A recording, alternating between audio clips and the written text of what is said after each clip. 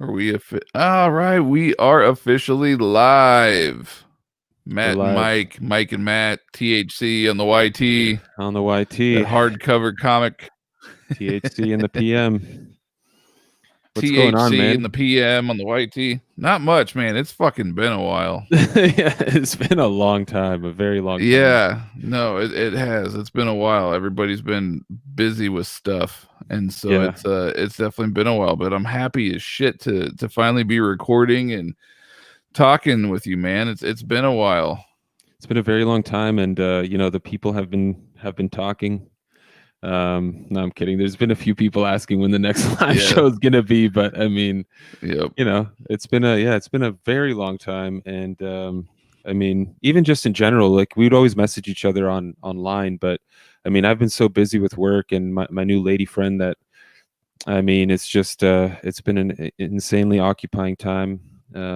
And I know you've been on local news. I mean, you're becoming a rock star in your area, dude. Yeah, I was on local news a couple times, having to fighting for that school district, for that remote learning for my kids, so they stay safe from this COVID shit. And yeah, no, we won. Yeah, we won. Nice. They're doing remote learning now. So awesome. I mean, they ended up giving us a choice. You can do in school or remote. Obviously, my family, we're doing remote, but and obviously remote's not possible for everybody out there either. For us, we were lucky enough to be able to do remote, so that's the option that we went with. Yeah. But yeah, so no, it's pretty good, man. I'm stoked about that. It's going pretty well for the most part. I'm still working from home. I'll be working from home at least through the end of the year. Yeah. Circling and cutting out. So I don't know what's going on with our connection tonight. This is crap. But yeah, everybody's using StreamYard because of COVID. That's how they communicate or something. Internet's being all used up. Yeah, hopefully the connection stays. Yeah. No, hopefully the connection, like it does well tonight. We'll see what happens. So fingers crossed. But anyway, so no, there's a lot of news that has happened in the last like month and a half that obviously it's not breaking news anymore. Everybody's fully aware of it, and everybody's probably seen the panels and things themselves. But you and I have not discussed any of this stuff. We kept saying we were going to save it for the live show, thinking that we were going to do this a long time ago. Yeah. You still get any of the cool, exciting stuff. Stinking connection. I know. I'm having to fill in the gaps here, but yeah, man, there's definitely been a whole bunch of news. Did I lose you? I'm still here. Okay. So yeah, so apologies ahead of time. I don't know what's going on. As much money as I pay for this StreamYard monthly, you'd think that we'd they wouldn't be cutting out on us, but anyway, so yeah, there's a lot of stuff that you and I have not discussed at all because we kept saying we were going to save it for the live show. So this is going to be a lot of fun. We have a lot to discuss. Hell yeah, man. So first up, all right, so the one that I've been dying to talk to you about, and the listeners and the viewers as well, I'm curious to what your guys' thoughts are too, so please feel free to comment, but the fucking Batman trailer. Oh boy. Damn it, it had to cut out as soon as you said that. A trailer for the fucking StreamYard. What is going on? I swear all my this 18 plus tabs are closed.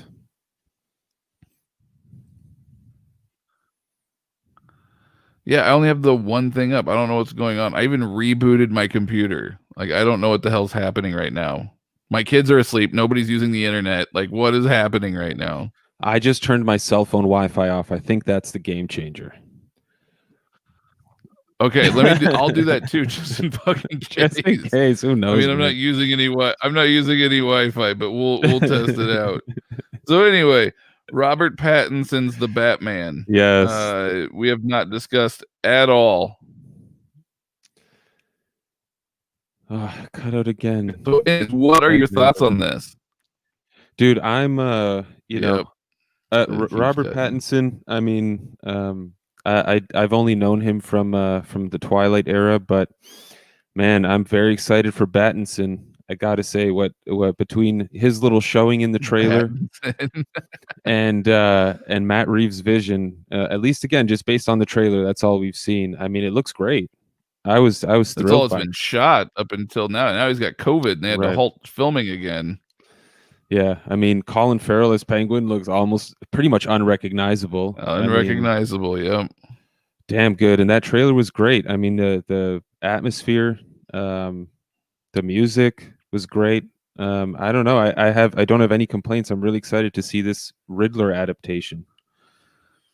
Agreed. I am with you 100%. So my only thing on this, maybe I'm alone on this. Overall, I thought it looked in StreamYard. I think the vision of it looks awesome. Like for what they're doing. It's supposed to be like Batman Year 2, basically, is kind of what it is. Like he's been Batman for a little while, but he's still not like the Batman that we all know and love. He's still kind of coming up and stuff. So it's kind of like Batman Year 2. Yeah. But the issue that I take with this, and it has nothing to do with Robert Pattinson as an actor, okay? The kid can act. Aside from Twilight aside, he's done some other stuff. The kid can act. So nothing against him, but I feel like he is just, even in just his face, he is too skinny to be Batman. Like when they show him in the cowl and his face, he almost looks like sunken in a little bit, and it just looks malnourished.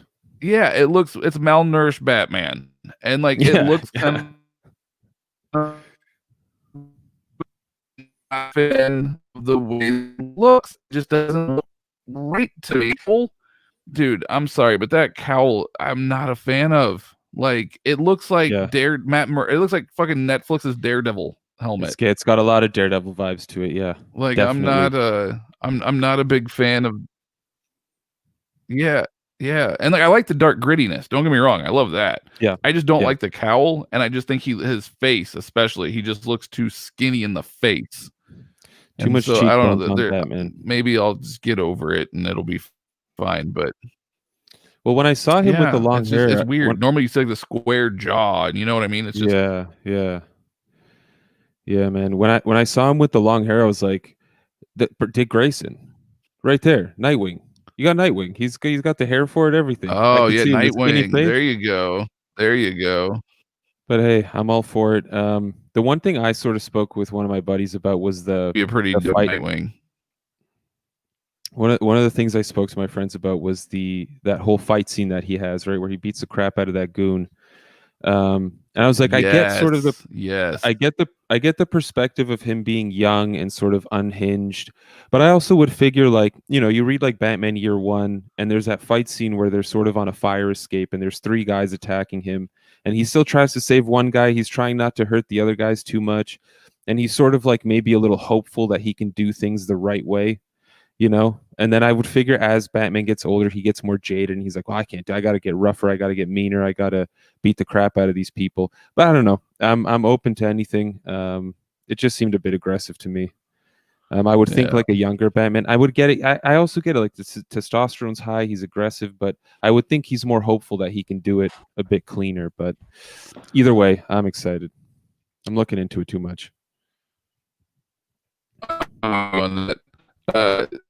So, yeah, I mean, we'll see what happens ultimately, right?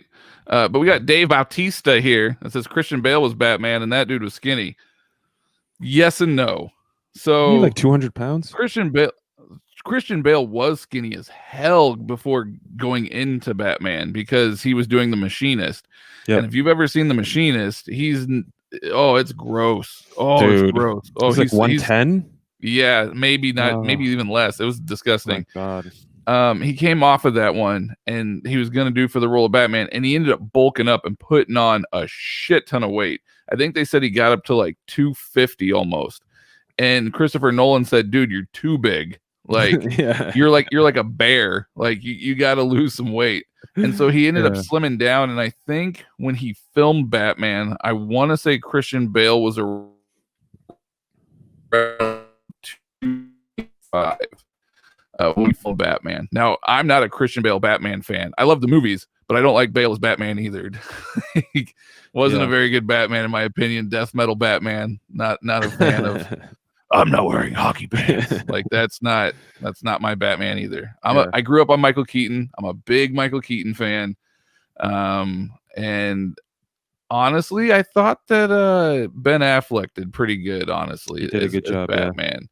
I like that one as well, but yeah. So, but even then, Christian Bale though he wasn't nearly as skinny as Pattinson is, and Pattinson just looks. I don't know, man. We'll see. He's a good actor. I'm not taking anything away from him. Sure. I'm not taking anything away from him, and we'll see what I said the same thing when they first announced Heath Ledger as the Joker. I went 10 Joker, what the fuck?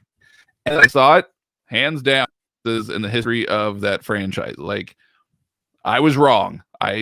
So who knows? I very well could be wrong on this, but yeah. I mean, you're only complaining about a minor aesthetic thing. Like that's not, not a big deal. I mean, yeah. I mean, I'm excited. I don't know. I'm looking forward to it. I like the muscle Batmobile. Also makes sense. His budget's probably not there yet. The technology's not there yet, so he's got to make do with what he's got. His budget's there. He's a billionaire, man. His budget's fair there. enough. Maybe the technology, the R&D, the R&D. That's what I should say. Yeah, you're right. The budget's there. Yeah, I'm pumped for that. It looks dope, though. Yeah, that one. The budget's definitely there. But no, it looks good. I'm really stoked and stuff to see it. And yeah. And finally, we see the eyeliner under the mask without the mask on. That dude was like wrapped up in the like. Was that Riddler though? Yes or no? Like. They make you believe that it's Riddler, but is that dude that's like in all that face wrap or whatever? No, I don't know. I remember when okay, I'm still here. I remember when the trailer was dropping. I think like Court of Owls was trending on Twitter. I don't know. If there's going to be something bigger implied in the movie. Okay, dude, that's an excellent segue.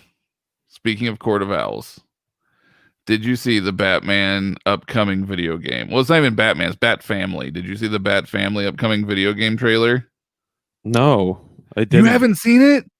No. I've heard the name, I think. I've heard Gotham Knights or something like that. Is that it? Oh my god. All right. I'm gonna go through these comments and say hi to everybody. You pull up the trailer and watch it really quick, and I'll just go through these comments and say what's up while you're watching that trailer. You got to watch this trailer. And for those of you that have not seen this trailer, follow along and go watch this trailer right now. It is join Mike. Go watch that trailer. Normally we would play it, but I think normally we'd play it, but I think YouTube would bust us if because I know other streams have done that and they've gotten busted by YouTube. So, oh my god, 5 minutes. Well, I don't know if you have to watch. Well, you should watch the whole thing. It's so good. Anyway, I'll say hi to these folks. You catch up on that. It's worth it to discuss. All right. What's up, JT Gamer? How's it going, my man? Greg, good to see you. Hello. Amazing Asian. What's up, Mike? Hope you're doing good. It has been 2 whiles. 2 long whiles, mind you. Our lady friend Mike. Woo, woo. We'll have to get into that when he gets back on the line. JT Gamer, I bought the Fairy Tale manga. Nice, man. I'm not a big manga person myself, but I know a lot of people are, and I know a lot of people really dig that one specifically. So Matt wins remote learning, internet falls apart. It does feel that way right now, doesn't it? The Fairy Tale box set. Very cool, man. Very, very cool. Jesus, woohoo, made it to my first live show. Welcome, dude. Glad to have you here. Oh, you haven't seen the trailer, JT. That's sad. It's so good. Peter, awesome. Cool to see everyone. Welcome to the show, my man. Bruce, heard they shut down again because Patton. Yep, that's the rumor, was that they had to halt due to Pattinson having COVID. The Rock had fucking COVID. His whole family, him, his wife, his 2 young girls. I mean, they beat it. Obviously, they're doing fine now, but the truth, I'm good on Batman. I get he's a moneymaker, but can we please get some other DC characters for a movie? I agree. I'm a huge Batman fan, though. I absolutely adore and love Batman. I have a huge Batman tattoo on my neck. I love Batman, but I get it. Batman's been done. It's like Spider-Man. I'm a huge Spider-Man fan, but again, it's been done numerous times. Let's get somebody else in the spotlight. So let me preface it with this one. Who do you guys want to see if it wasn't Batman, Wonder Woman, Superman? Like if it wasn't like the Trinity, who would you guys want to see DC make some movies of? Booster Gold. Mike wants Booster Gold. I would say The Question. Denny O'Neil's The Question. I want to see that turned into something. That would be dope too. Emo Harry Potter Batman.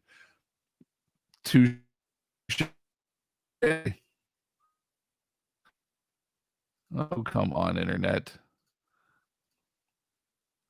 I admittedly tired of grim and gritty Batman, but boy, Matt Reeves did a great job with those 2 Planet of the Apes movies. That he did. Those were really good.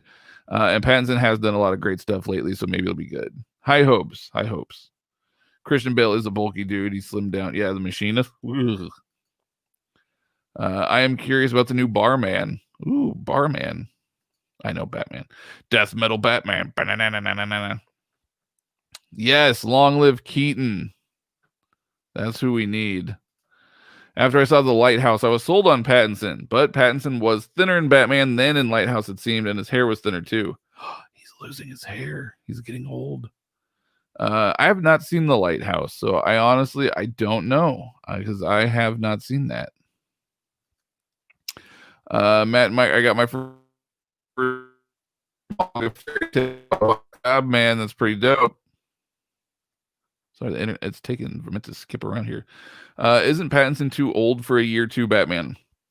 If you go by real life years, yes, but let's be real, the dude's got a baby face. He's like Leonardo DiCaprio. He could be 80 and still play year 2 Batman. At this point, I'm happy to be pleasantly surprised by the overall movie despite all the misgivings. Fair enough. I am too. I can't complain. He did look like Hush. I agree. That's what I was thinking. I'm like, is that Riddler or is that Hush?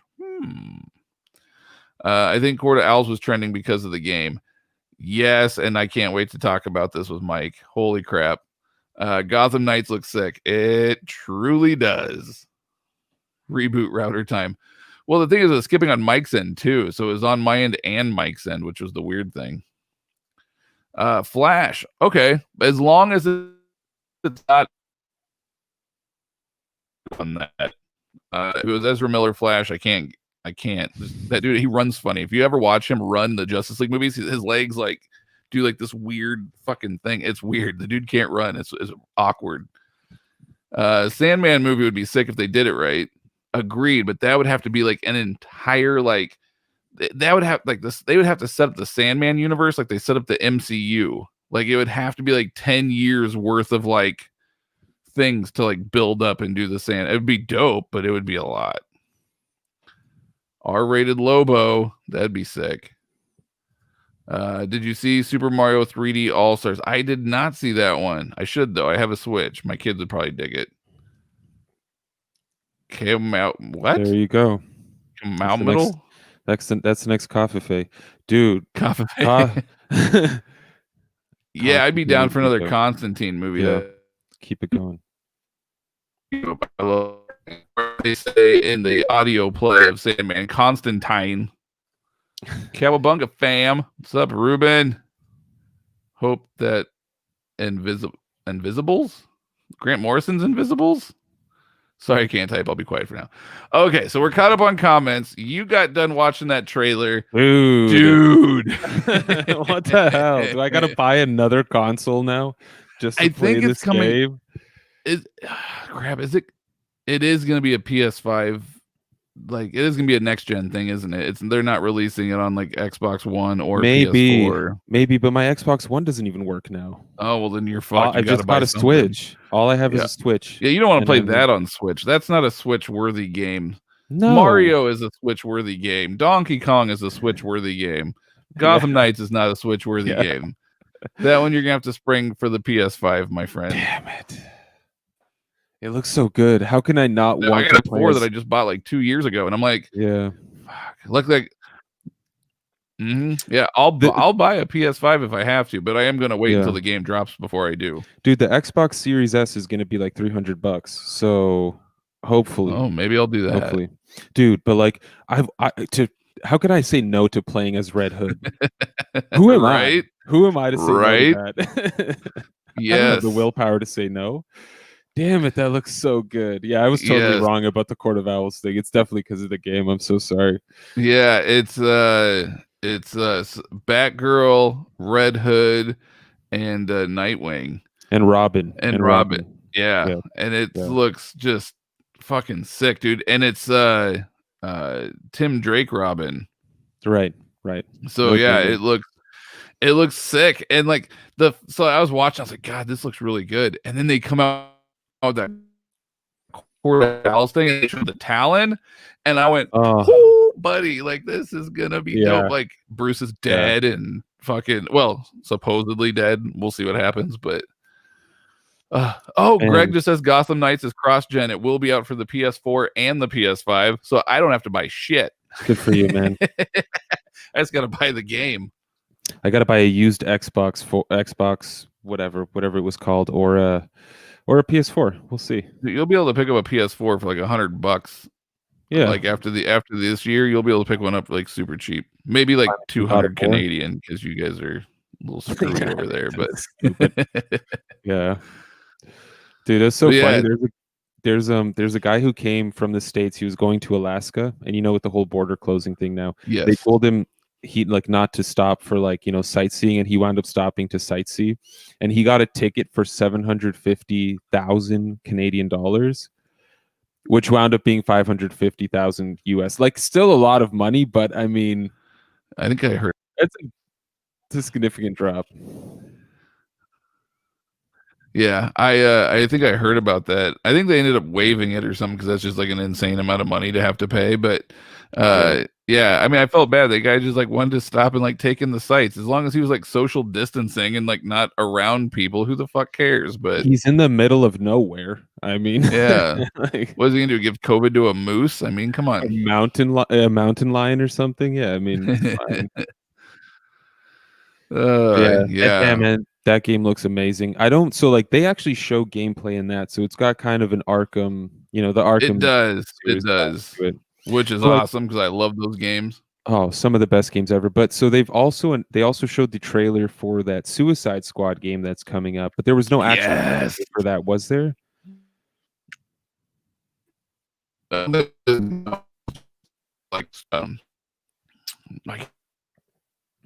cutscenes. God damn, I can't think. Right. CGI. Yeah, I think it was just cutscenes. I don't think it was. Yeah, I don't think it was actually gameplay, if I remember right. Did they say? I imagine it's going to be like an Ultimate Alliance. Maybe. I don't know, man. I don't think it's gonna. Yeah, I could see it being similar to Ultimate Alliance, but maybe not as bad. The new Ultimate, dude, I was such a big fan of like the very first Ultimate Alliance. I was a massive fan.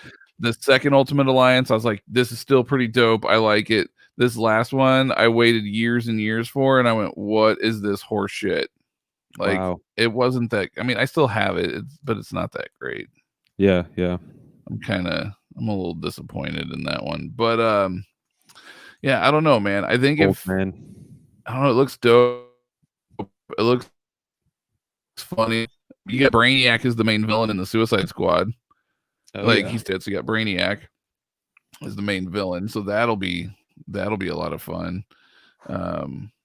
The voice actors were spot on. I think, God, who was it was it Tara Strong that did the voice for Harley for the game? I want to say it might have been Tara Strong that did the voice for Harley in that game. And I was like, yeah. So I believe you. I think that's who it was. I might be wrong, but I think they brought back Tara Strong to do the voice for the game. Nice. So yeah, that was pretty exciting, dude. There's just so much cool shit. DC Fandome released so much cool stuff. So much cool stuff. Greg just said Suicide Squad Kills the Suicide Squad is next gen only, and it won't be out till 2022. So we have two years before we need to worry about buying a PS5. Save those shekels. So speaking of, we have a Patreon. No, I'm kidding. That money all gets given away anyway. So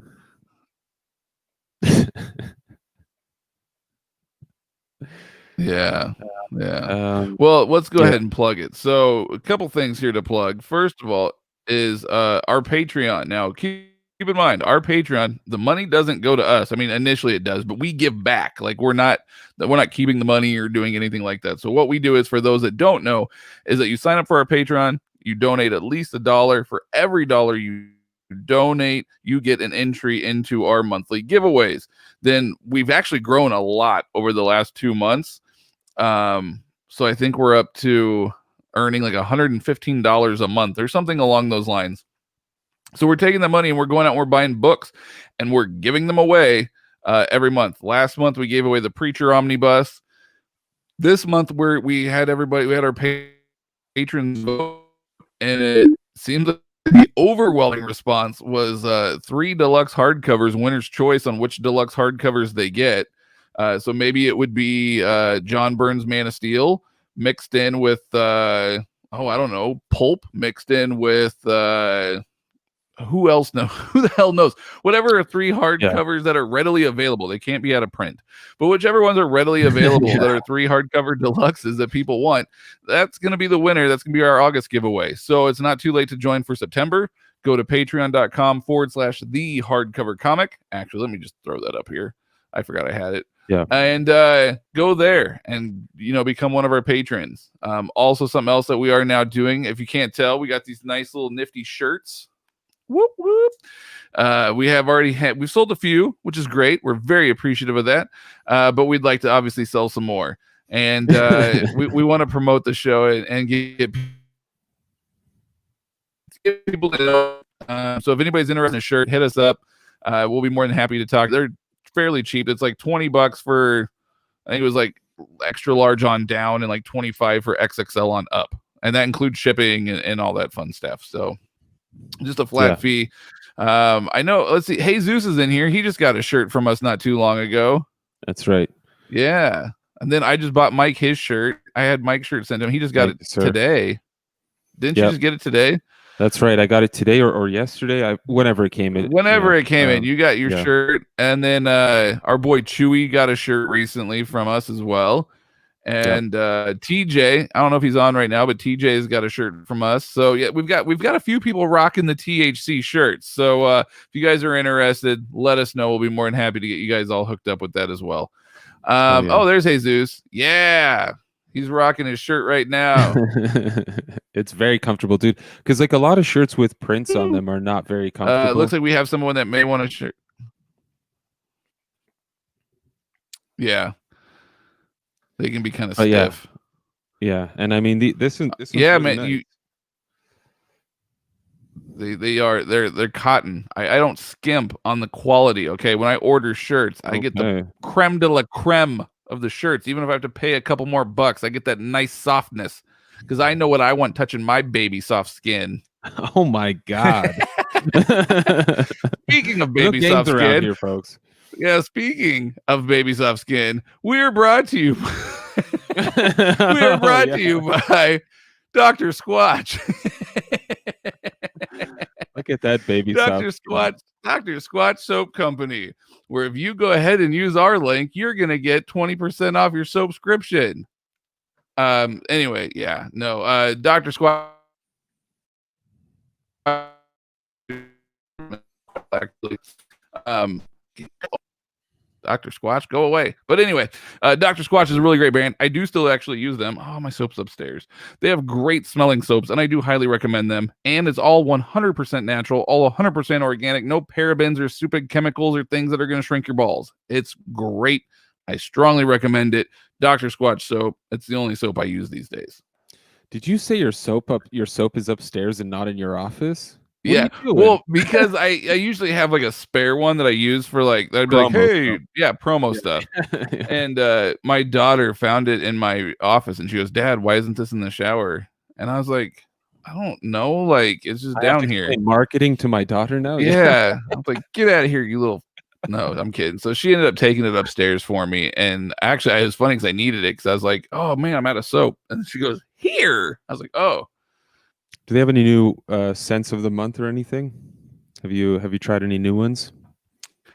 I don't know. I haven't gotten any. No, I haven't gotten any recent texts or anything from them saying that they have any like new like limited scents or anything. I'm still rocking that coffee though, dude. That coffee one is great.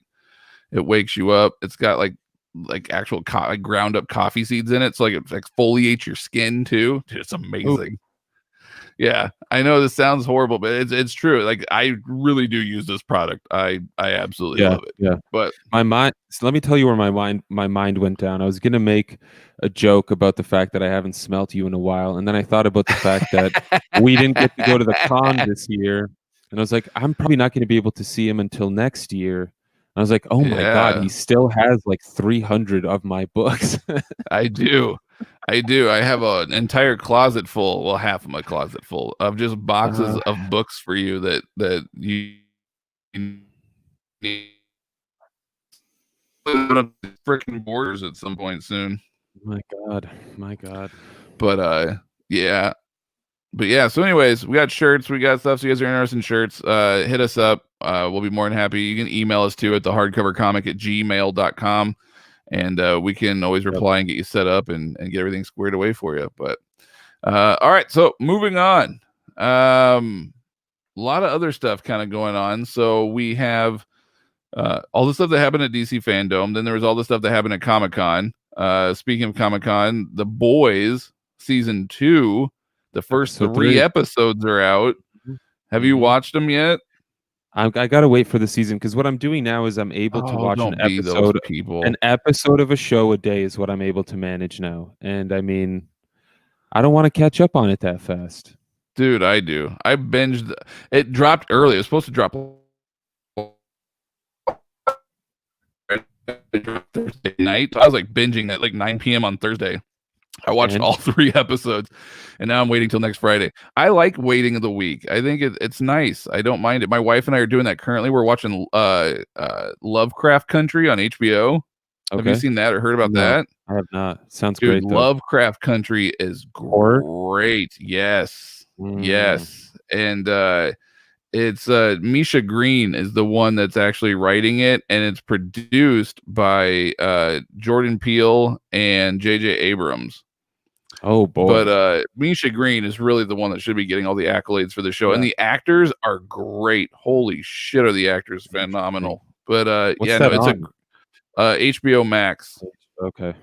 But yeah, it's called Lovecraft Country, and there's I think the 4th episode just dropped 2 days ago. But yeah, it's really, really good.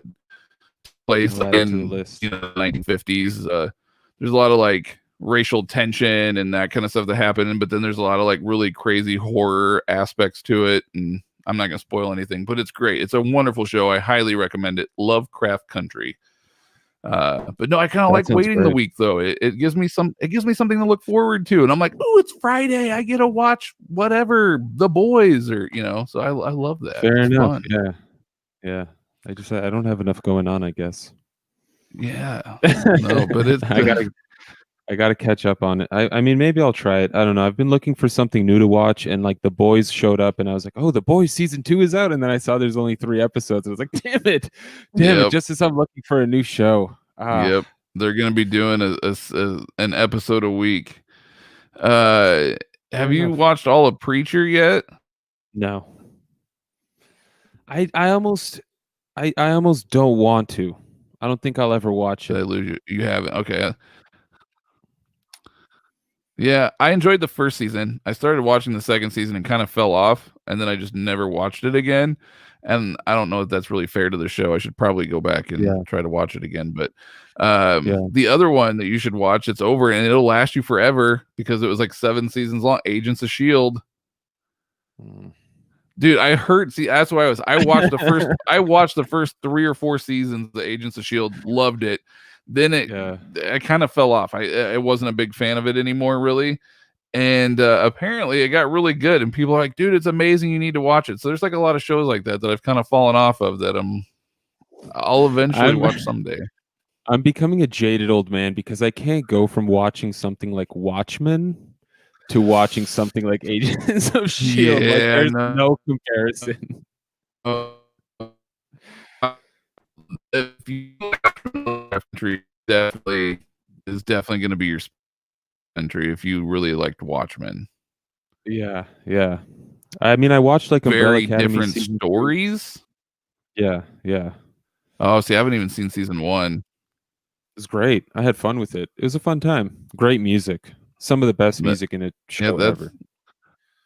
Yeah, that's one I watched like 3 episodes of them, and I just never got around to watching it. I don't know why. It's not like I disliked it. I just never got around to watching it. Oh, fair enough, man. It happens.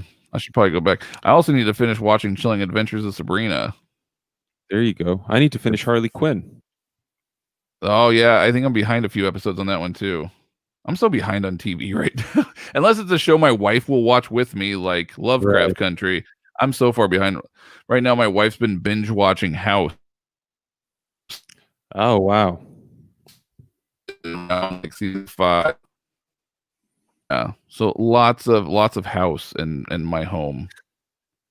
Hey, nice. Lots of House in my house.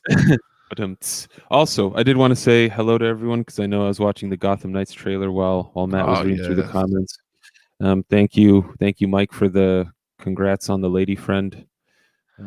Yeah, what's up with this lady friend? We need to get down to brass tacks here, sir. She's seen the comic collection and she called me a virgin once she saw it, which doesn't work because she's definitely, But anyway, you've been there, done that, so you can't argue that. Technically not possible, lady. But no, it's been good. It's been a fun summer for sure.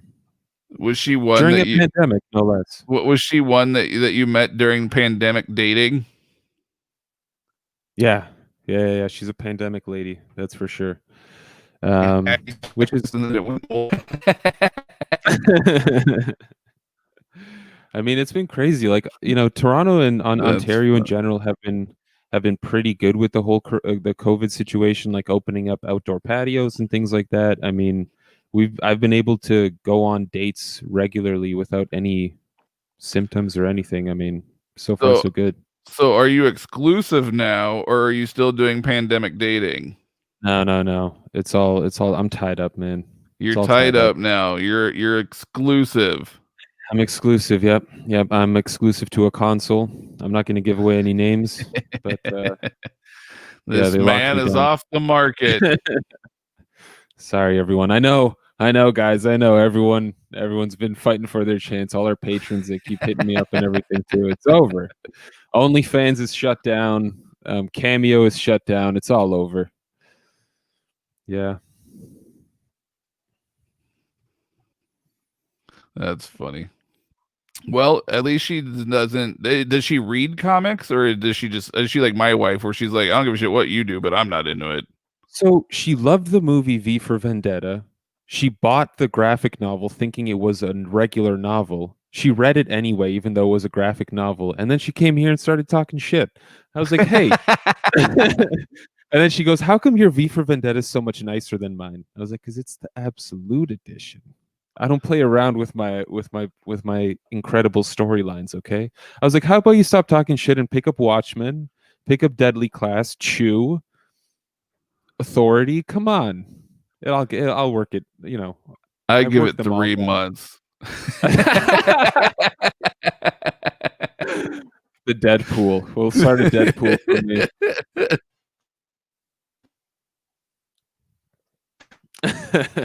Yeah, dude, my wife, she doesn't give a shit about comics. She'll watch the movies with me, but she does not give a shit about the books. But she also doesn't care that it's my thing. She knows it's my thing, so she's like, hey, it's your thing. I don't give a shit. Have fun.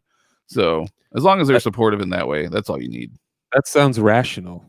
Yeah, right. That's all you need. Like, just let me enjoy my hobby, and you do your thing, and we'll meet in the middle. Exactly. So, you do your whole cooking thing, whatever. I'm kidding. I'm the one that actually does a lot of the cooking in our house. My wife can cook. She is a good cook. I'm not saying she isn't, but I actually do a lot of the cooking in our house. I've seen your barbecue, man. That's the only time that's the only time you've shown me food from your household is when it's you making barbecue. Yeah, I'm smoking steaks and burgers and making cornbread and oh man, dude, we get down in the Midwest. Hell yeah. That's why I'm fat.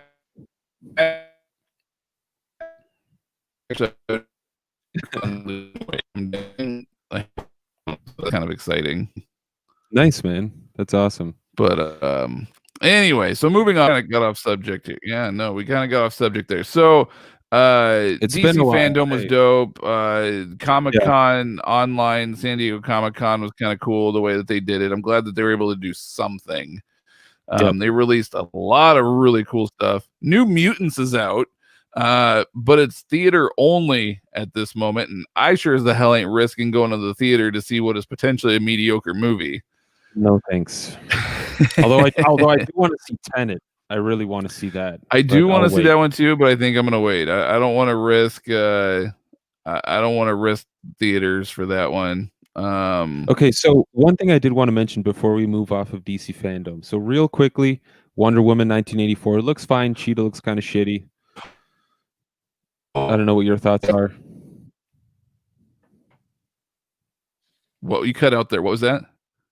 I said that overall the trailer looked fine. It looks like Chris Pine's going to be the star again, but Cheetah does look kind of, I don't know. Some of the really, I thought she looked pretty good. The hair threw me off. But I mean, not bad in motion for sure. No, I thought it looked pretty dope. You know which one threw me off? Kind of going back to this, okay, so we're officially getting obviously the Justice League Snyder cut, right? It's something that a lot of us have been clamoring for a while now. We're finally getting it. It's going to be like a 4 or 5 part 1 hour like mini series on HBO. It's cool. I'm all for it. They showed a trailer, looked pretty dope. Dark Side. What the fuck? You didn't like the PS2 graphics? No, man. A teaser, progress, and they're not done with it yet. Like, didn't they learn from Fox's fuck up with Apocalypse? Like, come on. Yeah. Like, I don't think it was that bad, but I was expecting something so much better. Right. And I think I don't know if that's the final product because they sunk a lot of money into this thing, right? Like millions of dollars went into. Yep. I wish them well.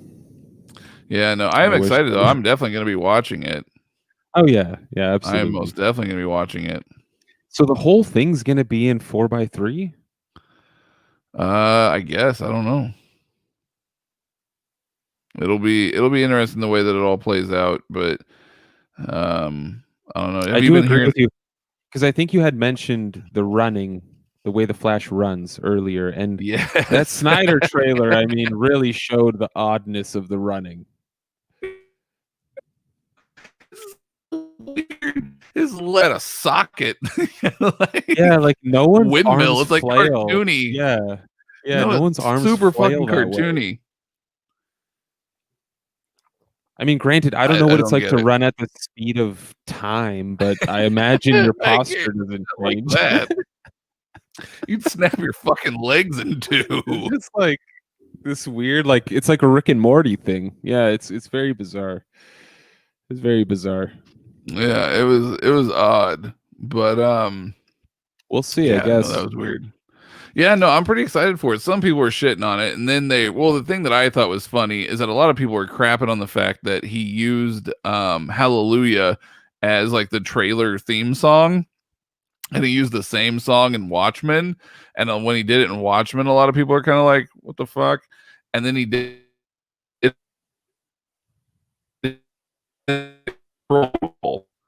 One thing is a couple things. One, I think saying Hallelujah on the Snyder cut, and so I think it was kind of a way of saying like Hallelujah, we're getting the Snyder cut. But then I think the other portion of it is just that he's like, you guys made fun of me for using it in Watchmen. Here you go, fuckers. Like, yeah. putting his stamp on it and saying, we're doing it my way or no way.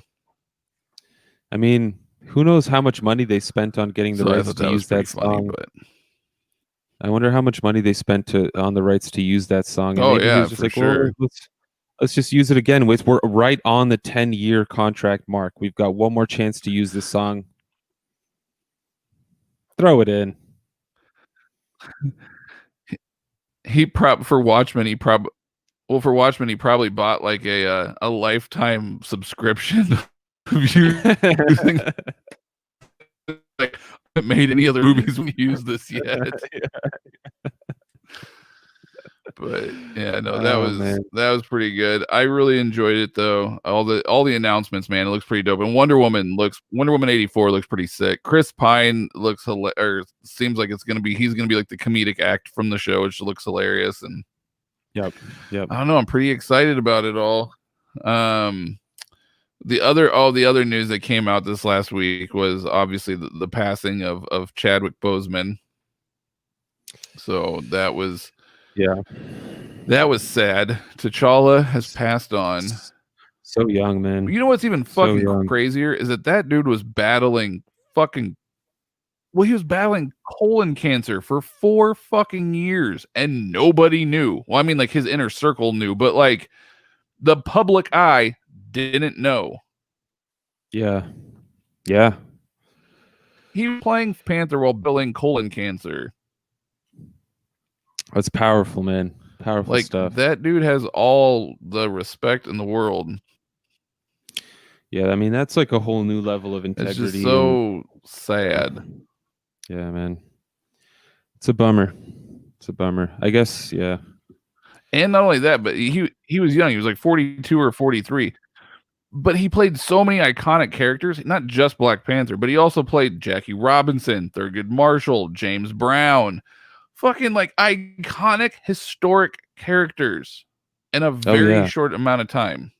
Yeah, and if anyone's interested, it's still happening now. If you go on, fucking mind-boggling. Yeah, I mean, dude was an amazing actor. I hope I hope he rests in peace, rests in power, all that fun stuff, whatever other P adjectives we want to throw in there that are good. But if anyone is interested, I know Amazon and Kindle are doing this thing right now where you can pretty much pick up like any Black Panther collected edition digitally for free. So check that out. I mean, there's so much good Black Panther material out there. Not collected, it's the single issues. Well, dude, I went on Amazon today, at least in Canada, and I could get the Kindle version. It's actually you're cutting.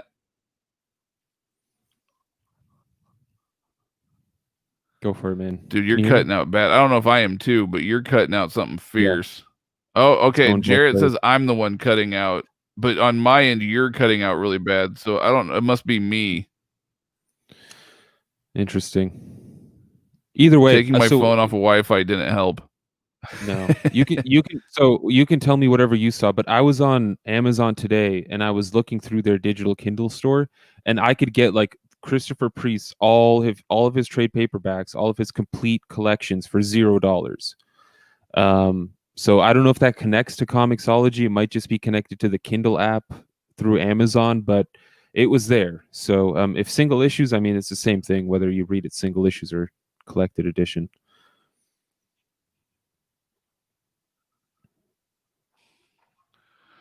Yeah, no, it was for sure the for us here, at least in the US, it was Comixology. It was the single issues only. And I picked up like over 250 issues of Black Panther. And they're also giving away a bunch of Scooby-Doo comics, kind of random, but they're also giving away a bunch of Scooby-Doo comics as well. So that's fun. All right, why not? Hang on. Fucking internet. All right, can you hear me yet, real quick? I can hear you. I might message you.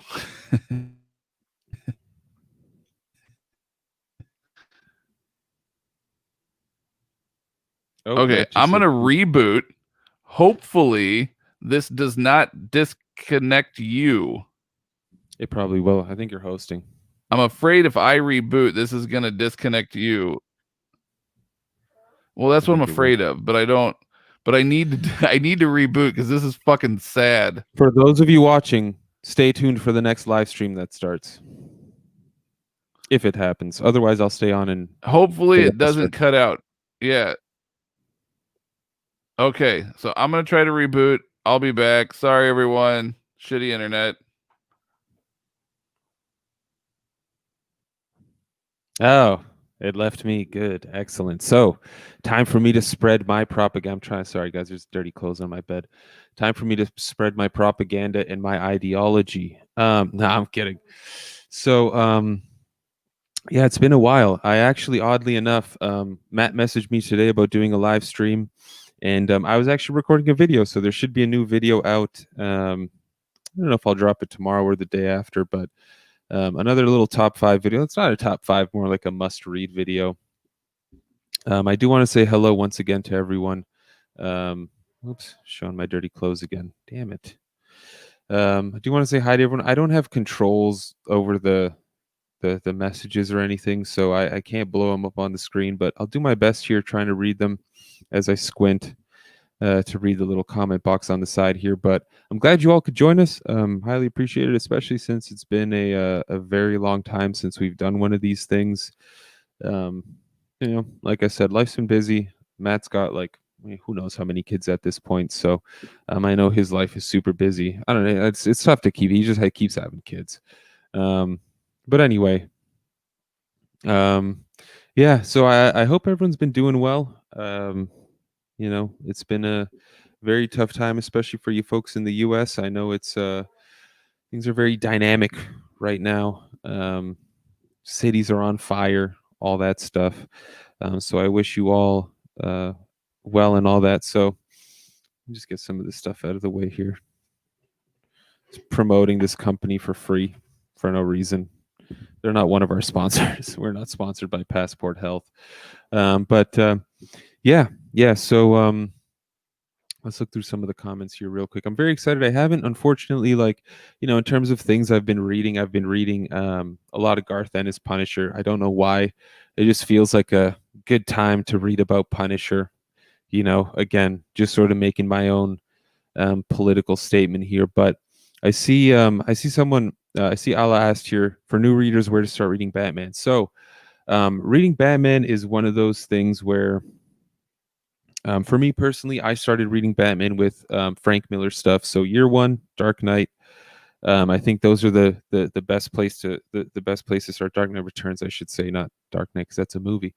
But Batman Year One, The Dark Knight, and then moving to things like even the New 52 is really good, because I think Scott Snyder did a good job of balancing old existing villains like Joker and Riddler with new characters like the Court of Owls, who are now becoming a more popular villain. And then, of course, there are things like the Denny O'Neil run, which is always fantastic. Read some Ra's al Ghul stories and a bunch of one-shots as well, with Neil Adams doing artwork. Hold on, Matt's messaging me here, folks. Sorry about that. So the Denny O'Neil run's really good too. Aside from that, what else would I recommend? The Tom King run's kind of tough to get into if you're a new Batman fan. You could read something like Nightfall. Nightfall's a great time. Reading something like No Man's Land as well. You get to learn about a bunch of C and D list villains in that, which is great. And just sort of work your way through it. I mean, at any point, if you're reading a Batman run and you have questions, you can always go back. Another great starting point would be some of the Jeff Loeb stuff. So if you want to read, Long Halloween followed by Dark Victory, you can move to Hush as well, and that way you'll get a good idea of who the villains are, and you can sort of look into them and look into their top storylines and move on from that way. But I mean, there are so many ways to approach Batman. And the fun thing about comics that I've always found is, no matter where you start, there's always something that's going to be new to you and something you're unfamiliar with. And hopefully the editors have left footnotes for you to follow. Otherwise, got to get Googling. I mean, that's the only thing I can say. Let me try and jump into another question here. Again, I'm sorry, I can't pull these up. All right. So Willie asked, hey, Mike, Matt, if DCEU went to make Batman movie spinoff, what characters you want to see solo? Nightwing, Robin, Azrael. Who would I want to see solo if there was a movie to be made aside from a Batman character? That's a good question. I think it would be hard to say anyone aside from Nightwing. You know, I love Nightwing so much. I love Dick Grayson so much as a character. He's the first Robin, the first guy to break away from the chain and become his own being. And of course, you know, he gets involved with a whole bunch of characters. You could introduce Starfire that way with the Dick Grayson movie. You can introduce sort of the Teen Titans that way as well into a live action format. I don't know. Just an idea. I do like Nightwing a lot. I like Dick Grayson. He's just such a lovable character. I would love to see Midnighter introduced. Like if there was like a Dick Grayson TV show, let's get an episode with Midnighter in there. Why not? You know, have a little back and forth going on between them the way we saw in the Grayson series from DC Comics. I think it'd be fun. That way you sort of have an in to start introducing Stormwatch, the Authority, however you want to start introducing them. I don't know. I'm not a producer. I'm just a Canadian throwing out my ideas here. Looks like a lot of people are enjoying The Boys season 2. Very excited. Lovecraft Country. I'm gonna have to check that out. It sounds right up my alley. I can't see how I would not want to watch that. It sounds fantastic. Okay, Jarrett, you're saying do not hate on AOS without watching it. All right, fair enough. I'll give it a shot. I did try watching season 1 at one point. Just seemed kind of cheese to me. Three Jokers. So, Chris, let me tell you a story. Chris asked, what did I think of Three Jokers? What did we think of Three Jokers? I don't know if Matt's read it. I highly doubt he has, to be honest with you guys. But I haven't read it. So, I like DC Black Label. I love DC Black Label. I love what they've done. I picked up most of their titles. I'll circle back around to the whole fact that Constantine's getting canceled, which is complete heartbreak. I mean, one of the best series I've read in recent years. And yeah. Anyway, Three Jokers. So I went to my local comic shop. I was being completely ignorant as to what's happening. And I get to my comic shop and I'm looking for the issue. I'm looking for it. I'm looking for that big oversized magazine size book. And turns out it's just a regular standard trim hardcover, and I'm bougie right now. So I guess when it comes to DC Black Label, I'm very bougie in that I want to make anthologies of DC Black Label magazine format books.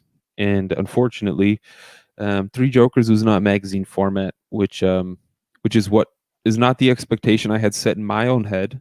And so I was disappointed in DC because they didn't live up to the expectations I set up in my own head, because I'm crazy, and why not? I'm allowed to be.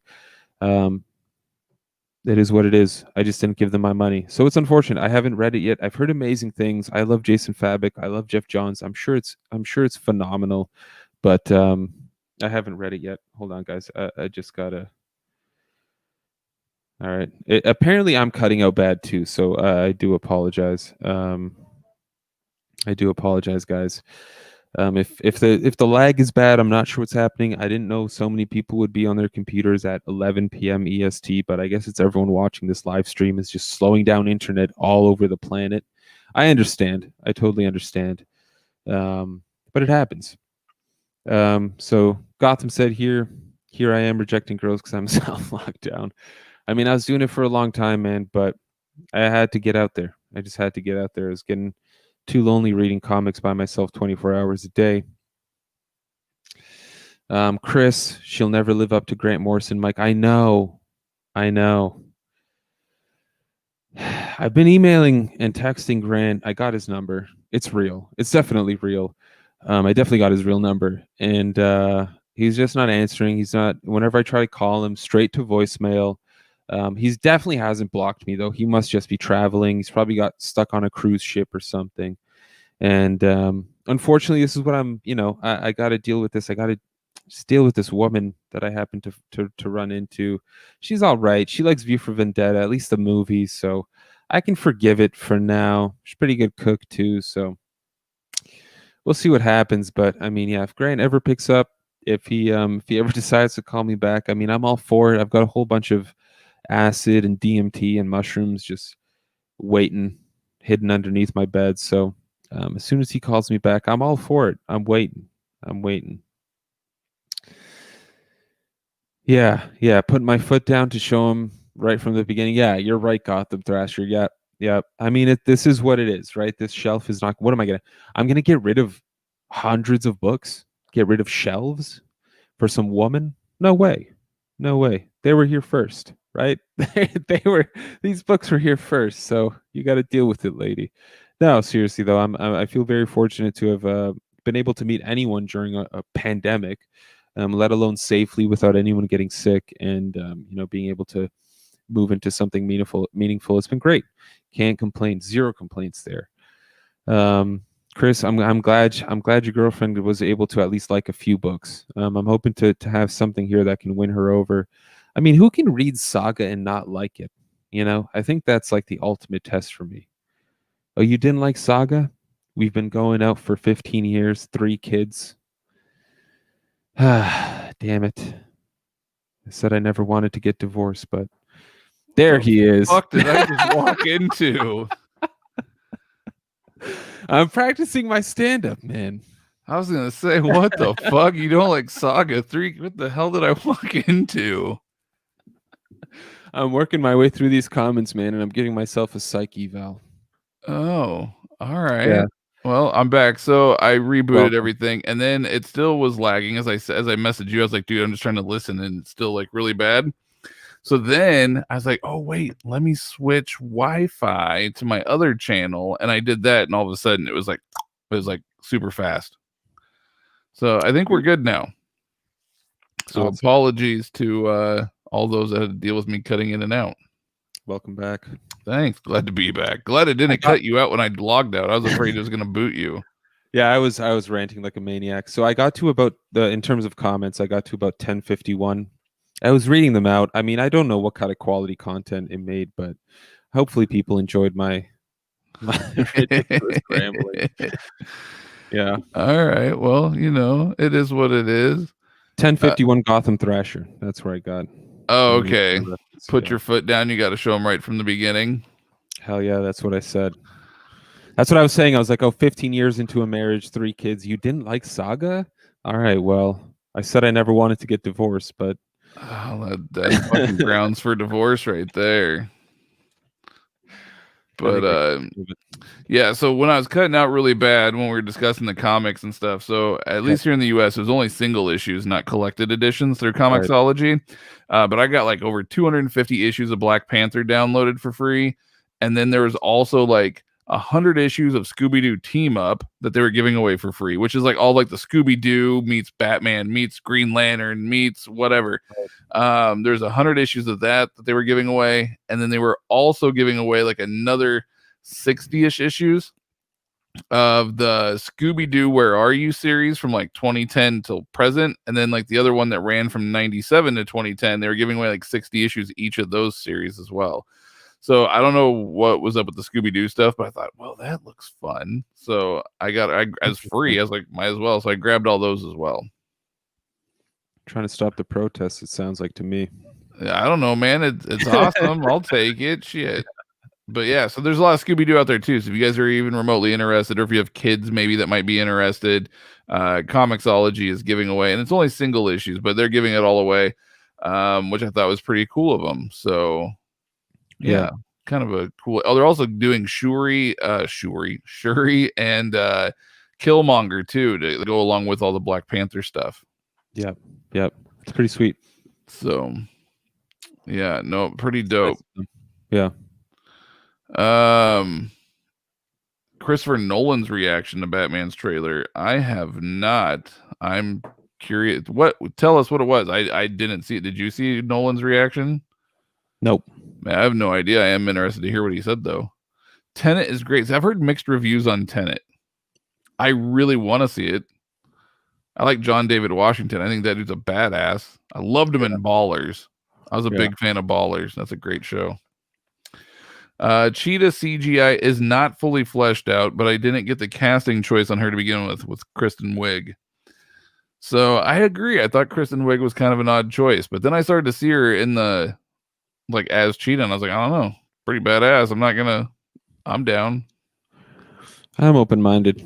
I couldn't care. Like it's with these movies. It's just like it is what it is. What? Why I'm gonna be upset about it? Like they made this whole thing. I'll enjoy it for what it is. Yeah. Mike says that you're so far from the camera today. Are you social distancing? In a way, yeah. We're showing off the shirts. We're promoting. I don't have a fisheye lens on this webcam, man. I thought that shot wasn't Darkseid, but him is UX. How do you say that? UX? How would you pronounce that? Use ass? Use ass. Use ass. Yeah, I don't know. I am use ass.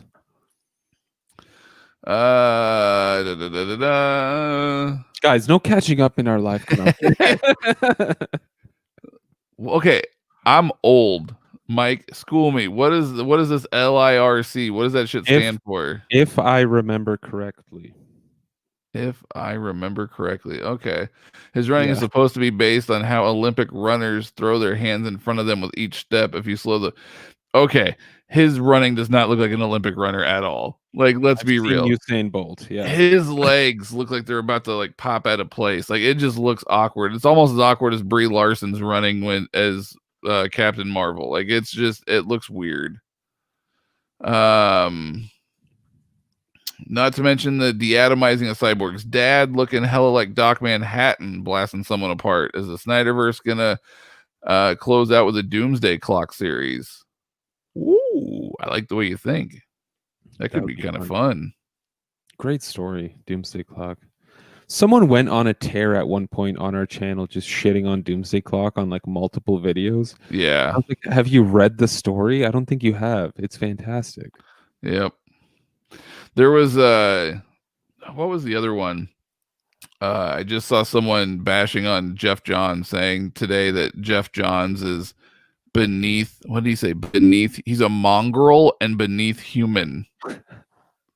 What the hell is the only negative thing that I have ever heard about Jeff Johns was what recently came out with Ray Fisher and saying that Jeff Johns gave him a veilly thin threat in regards to playing Cyborg, and but that was like it. Like that was the toxicity of the weed and stuff. But like that was really the only bad thing I've ever heard about Jeff Johns. So I don't know where he's getting that he's a mongrel and beneath human from. Look, man, like the thing is, like we all expect these people to be like benevolent. Everyone has been a scumbag at one point in their life, right? I think everyone can agree at one point in our lives we've done something we regret that's not good. Like I don't know, man. Like some of these guys, yeah, if you're raping someone, like, it's unacceptable. But like if you tell someone I don't like you, it's like there's no reason for you to go around calling this person a tyrant and saying they're some horrific person. It's like it happens, man. We're just people at the end of the day. Mm-hmm. Hoopla is the greatest library program ever. I agree. Unfortunately, my local library doesn't participate, but my mom's library in another town does. So it's very cool. I use my mom's library account to do Hoopla. But no, I agree. I love Hoopla. I always check stuff out on there. I have been known to occasionally, I don't know about pirate because I'm not downloading things, but I have been known to occasionally view comics through websites that may not be considered, but so I try not to when possible, which is why I like Hoopla, and I subscribe to Comixology Unlimited, and I subscribe to Marvel Unlimited, and I subscribe to DC Universe. I buy all the Humble bundles. Yeah, I mean, you're doing your part, man. Like, I try. So I mean, the fact that no matter what you subscribe or buy to is not enough for you is a different story. But like, we won't. I'm kidding. I'm totally kidding. How much have you had to drink tonight, sir? Just the one glass. I'm all done. And do you have to work tomorrow? Yeah. Oh, you better be careful, son. Ain't the first time. All right. So how is the TMNT IDW hardcovers? Oh, so nice. The story I've read the first 70-ish issues, and the story is phenomenal. Love the story. The hardcovers themselves, I will say this, it goes with all IDW hardcovers. They're all made cheaply. Like, they're not, they can fall. You have to be very careful with them. You have to take very good care of them, because if you don't, they will rip, they will tear, they will start to fall apart. And that's with all of them. That's with the Ghostbusters ones, that is with the GI Joe ones, the Transformers ones, Lock and Key, like all of them. They will all start to develop little rips and tears, which will then turn into bigger rips and tears and bindings. So you got to be very careful with them. But I mean, the presentation is gorgeous, but you got to be very careful with the hardcovers, because they will rip and tear, and it's shitty. Do you know if like they've kept up with the ribbon bookmarks? It's the only thing I've really ever. No, the reprints on the TMNT books, they don't have the ribbon bookmarks. They did away with them. And I don't know why, because it's like a 50-cent, maybe not even 50 cents, probably like a 10-cent thing to do, and it makes the book, in my opinion, look very classy. Right. But no, man, the reprints, they did not add those in. They did away with them. I don't know why. Damn. Mm-hmm. Damn shame. But you want to know some books that are really well made that I like? Dark Horse hardcovers are usually always really well made. I really like Dark Horse hardcovers. The only thing I dislike about Dark Horse hardcovers is like their standard size hardcovers, like the BPRD hardcovers, the Witcher, all those ones. Their dust jackets are like, the book themselves are great, but the dust jackets are so cheaply made and so paper thin. You just opening the book will rip it. It's surprising. Yeah, that is the one downfall. But like, their library editions are all great. Those are a lot thicker dust jackets and things like that. Those are great. Very nice. Yeah. A lot of people saying that my audio is cutting out, my picture was not good. That's a lot of that. But we're all good now. Yeah. Oh, he got rid of the dead weight. Ouch. Damn. They were saying that you got rid of the dead weight when I dropped off. Oh, that's not nice. Yeah. Ouch. Guys. Chris. Austin, what up, man? What's going on? It's been a while. Let's see. Don't knock Agents of S.H.I.E.L.D. till you watch a few. So good. I did say anyway, moving on. Where should I start reading Ambush Bug? Couldn't tell you. I'm I sorry. have no idea. I thought this was something you maybe discussed. No. You didn't go on a rant about an ambush bug? No, oddly enough. I'd say after the Miller Batman, the Loeb Sale Omni is great. Yes. Oh, I did go on a rant about someone asked where to start reading Batman. Yeah. So I talked about Loeb's run, Miller, Snyder. I say Miller's run is kind of an acquired taste. And what I mean by that is, I don't know. Miller's run, it took me a while to appreciate Miller's run for what it is. I wasn't one of those people that read it and immediately thought it was the most amazing thing in the world. Right. The Loeb Sale, however, I absolutely adored right from the get-go. Love that one. Love Tomasi's run on like Batman and Robin and stuff. That one I loved right from the start. I did mention Denny O'Neil as well. Yes. Denny O'Neil stuff. Yep. A lot of the stuff from like the late 80s, early 90s I've been reading Batman wise, because I have all the customs I have to get through. And I've been reading a lot of that. And that is some really fun stuff. It's like the Mike Barr and that kind of stuff. That's dark. Those are some fun stories. Very dark. Well, it starts off in the mid to late 80s. It starts off really campy and cheesy. And you're like, oh, I love this. And then all of a sudden, Jim Starlin comes on the book. And when Jim Starlin came on, the book did a complete fucking 180. And it went from being like cheesy and campy to like, hey, Two-Face, why do you always use the number 2 in all of your crimes? Ha ha ha. Like, it went from that to like Joker killing Robin. Like it was brutal. Jim Starlin took that book to a whole nother level. And then when he left the book, he definitely set the tone, and like Mike Barr and them, they kind of ran with it and continued that sort of darker side of stuff. Right. But yeah, the Loeb sale stuff is great. I love those. Yeah, great place to start. Jordan says raise your mood with some Scott Pilgrim. That's always fun. Okay. Have you seen the movie or read the books? Have you done either or both? Both. Okay. Yeah, both. I have never read the books. I saw the movie when it first came out, like what, 10 years ago, 12 years ago, whenever it was that it first came out. Yeah. Fucking hated the movie. I thought it was so stupid. And just recently, within like the last 2 or 3 months, I watched the movie again on a whim because I was like, I'll give this movie another chance. Like everybody, and I appreciate it way more now than I did when I first saw it. And I think the reason why is because when I first saw it, I knew nothing about it. I didn't know a damn thing. Yeah, and I think that's why I was like, what the hell am I watching? This is stupid. But I watched it again recently and I was like, okay, I can enjoy this movie. What is a book that, this is an excellent question. What is a book that you keep putting off that you want to read the most? That is a fantastic question. I'll say that it's not a book that you necessarily have to own.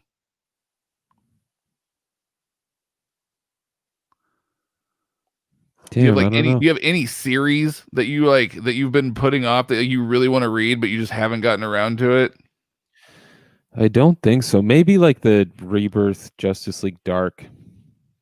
Probably. That's the only one. Everything else I just read it. But like Justice League Dark Rebirth, I've been waiting to have enough to bind and then read it once I've bound it. That's what I would say. Otherwise, I've been pretty happy. One that cause like my time is very limited on when I can read and stuff, which is very unfortunate. But one series that I've been really wanting to read and I just never gotten around to it is actually Chew. That's a book that I've always wanted to read, never really have. Yep, just never got around to it. Amazing. I really want to finish Howard the Duck. I started reading it, loved it. I didn't dislike it, but for whatever reason, I got busy, life, whatever, and I quit reading it. And I just haven't ever picked it back up. And I really want to read Howard the Duck. And God, I have so many books, to be honest with you, that like I'll start and then I really enjoy, but for whatever reason, I get I have ADD or something. I get sidetracked and I start reading something else, and then I forget to go back and pick up this book. I have so many, but Howard the Duck is one. Chew is one that I would like to try. I've never read. I need to finish the Magnolaverse stuff. I've read a lot of it, but I haven't finished it. So I really want to finish the Magnolaverse, all that kind of good stuff. Yeah, I would say those ones. And then I have all these customs that I need to read. Starman. I'm actually reading Starman right now as we speak because I got those customs in. So I'm actually reading Starman as we speak. I'm on book 2 of 8 on these customs that I have. And I will tell you guys, that is a book that I slept on for years. I kept hearing how amazing it was. Never read it. It just never appealed to me. So glad I'm reading it right now. That is a phenomenal book. I love James Robinson's Starman. I'll put Hitman on my list. That's a series I've wanted to finish. Yeah. Yes. I never got around to finishing it, but I really need to reread that bad boy. Yeah. Yes, you do. Hitman for sure. Yeah. Oh my God, that was such a good book. Yeah. And then I'll throw in Section 8 as well, just to reread that again, because All-Star Section 8. What a good time. I Am Bator. Come on. I Am Bator. Batman saying I am. I mean, yeah. That's it. DC needs to do a new animated show, and instead of Harley Quinn, it needs to be Section 8. Oh yeah, that would be. If you did an adult version of like Section 8 is an adult book, but like if you did turn that into an animated show, yeah, it's a hit. That's a hit for sure. Yeah. Yes. Obviously Scott Snyder, but that's a no-brainer. I'm assuming they're referring to the Batman. Who would you suggest? Hush and Long Halloween got me back into reading Batman. Good books there. He said actually back into reading comics. I haven't read one issue all summer long. Got a lot to catch up on. Woo! Not one issue all summer long. Powerful. You have less time than I do, and I thought I didn't have time. Bane and Catman in a Secret Six movie. That could be fun. Now the question is Bane going to play the serious role like he was in Secret Six, or does Bane play the funny man like in the Harley Quinn show? That is the real question. Which Bane do you get? Because I'll tell you what, after watching Harley Quinn and then reading Secret Six, I couldn't help but read it in that funny voice. Yeah. Like, it was... Imagine you'd have to have 2 audio tracks. Yes. Serious Bane, silly Bane. Yes. Like, what was the one, like, oh, she was looking for a father. Like, it's like, she was looking for a father. Which one? Like, they're so like different and funny, and they both work, and it's hilarious when you read it. Oh my god, it is hilarious. Heartbreaking on Constantine. Are they talking about the 12 issues? Yeah, I mentioned. Yeah, coming to an end. Yeah. So good. Mike, I am trapped in the Wi-Fi. Send help. Matt. Not quite. I'm good though. True. Fabic needed that larger size. That's right. So someone asked what we thought of Three Jokers. I said I hadn't read it because I was very disappointed that it wasn't magazine size because I had set that expectation in my own head. Yeah, which is unreasonable, but yeah. My issue is that I need to binge that series, because if I read it now, if I read like the first issue now and then like wait a month or whatever the release schedule is on that, I'm gonna forget all about it. That's one where I'm gonna have to just wait and binge it.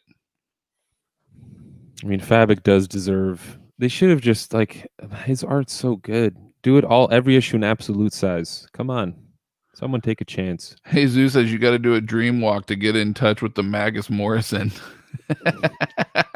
Yeah. I think Canadian Invincible Comics said, Mike, she'll never be Grant Morrison, because I was talking about my lady friend. I was like, I mean, you can't live up to it. But Morrison's not answering my calls, my texts, nothing. Oh, that son of a bitch. Sent him a bunch of nudes and everything. No response. I wonder why. See what happens when you dip, Matt? Total anarchy. See, I keep the show moving. Fucking dead weight. Kiss my ass. It devolves into absolute chaos and madness when I start talking. Yeah. So got the Man of Steel hardcover. I gotta say, it may be an upgrade for my 17-year-old trade paperbacks, but damn, it's just cheap, glued binding, newsprint, regular size, not what I wanted.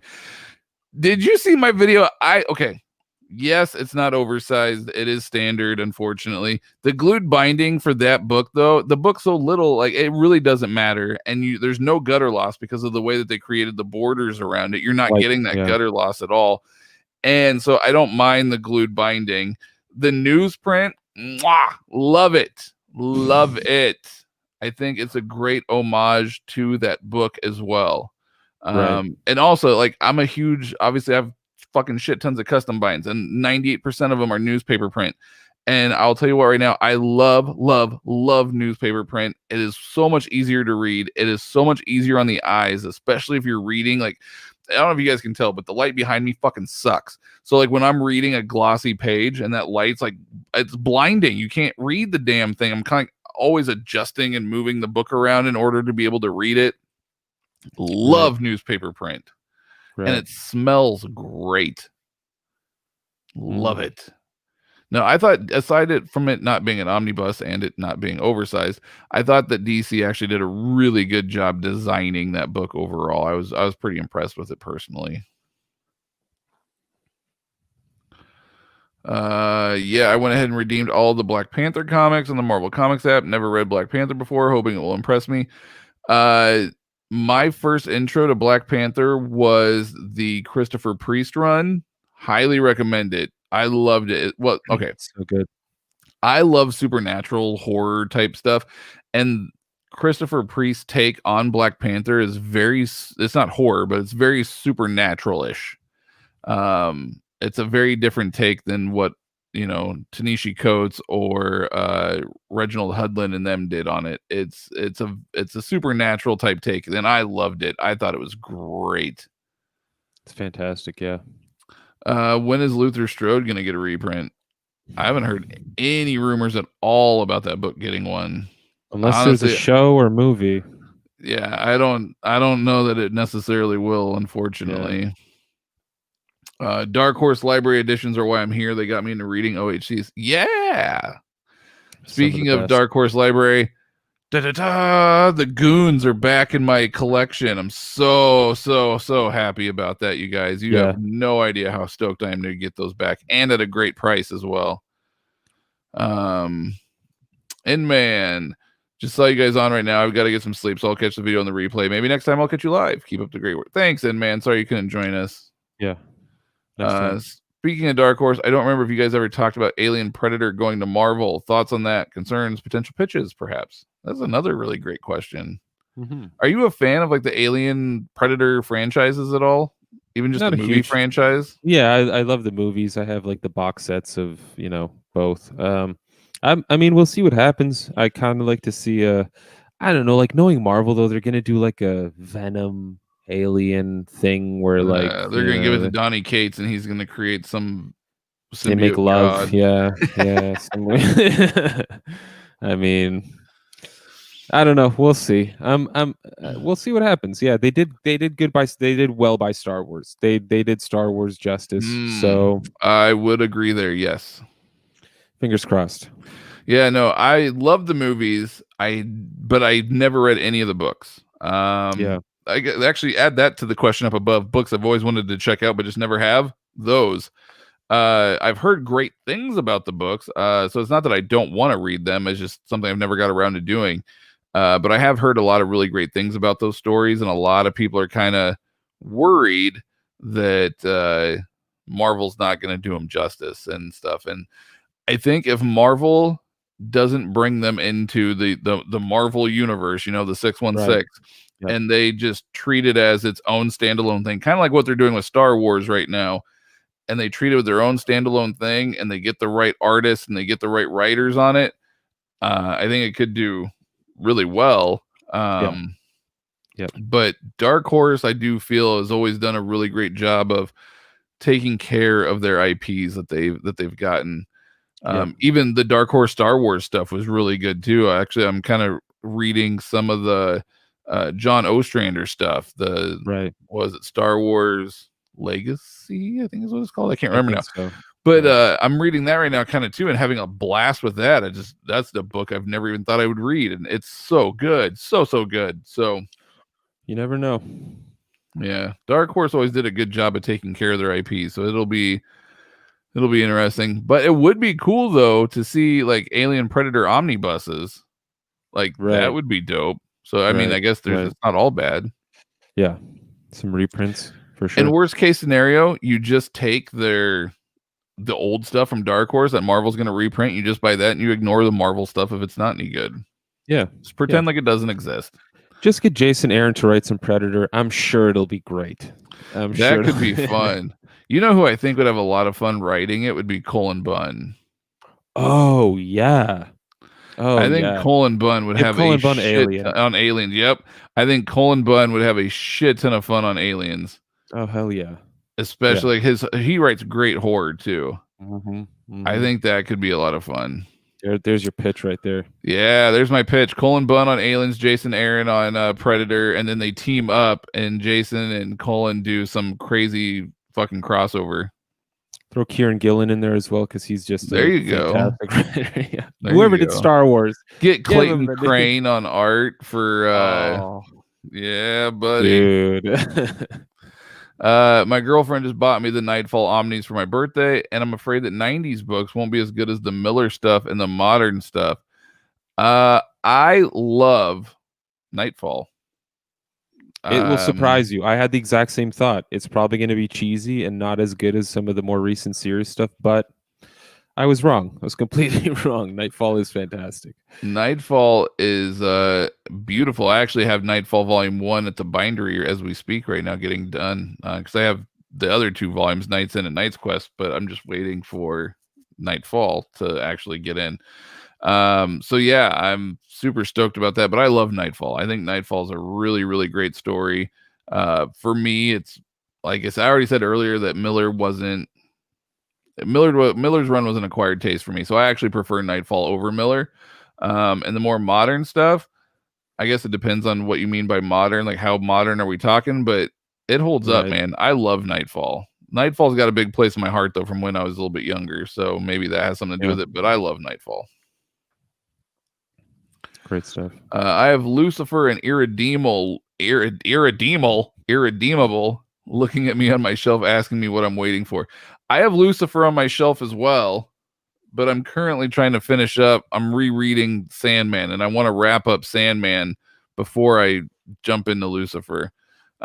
Irredeemable, though, that's a standalone, man. Fuck, dive into Irredeemable. That book really good. Blew my socks off. That is probably Mark Waid at his finest. And I loved him as his Fantastic Four run that he did as well. Absolutely adored his Fantastic Four. And I like a lot of stuff that Mark Waid does. His Daredevil was fantastic as well. But for me, Irredeemable, take all my money. I think it's a fantastic story. And so good. No spoilers, but it's good. It got me. Lucifer is patiently waiting for me as well. Same here. One of these days I will get to it. I have Starman 1. Do you think they will make Hitman in an omnibus? Probably not. Probably not. Especially with the DC collected edition being the department not really existing anymore from the sounds of it.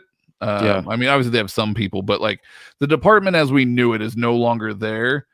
Who the hell knows what they're going to do? But Hitman is such an amazing read, but he is also such a very D-list character. You know what I mean? Nobody knows who the fuck Hitman is. Unless you read Hitman, nobody knows who Hitman is. He doesn't make appearances in other books really. I mean, he does a little bit here and there, but for the most part, like he's a D-list character. Which is sad because like they should focus on the fact that it's like Garth Ennis and John McCree who are the powers behind the title, because like Garth Ennis sells. I can't imagine something Garth Ennis doing not selling. Like, I don't get DC though. Yeah, no, I absolutely love Hitman though. That is such a good series. On the topic of collected editions, so someone in our room, we have a room. If you guys are interested, there's an application called Line, LINE. If you want to join it, hit us up.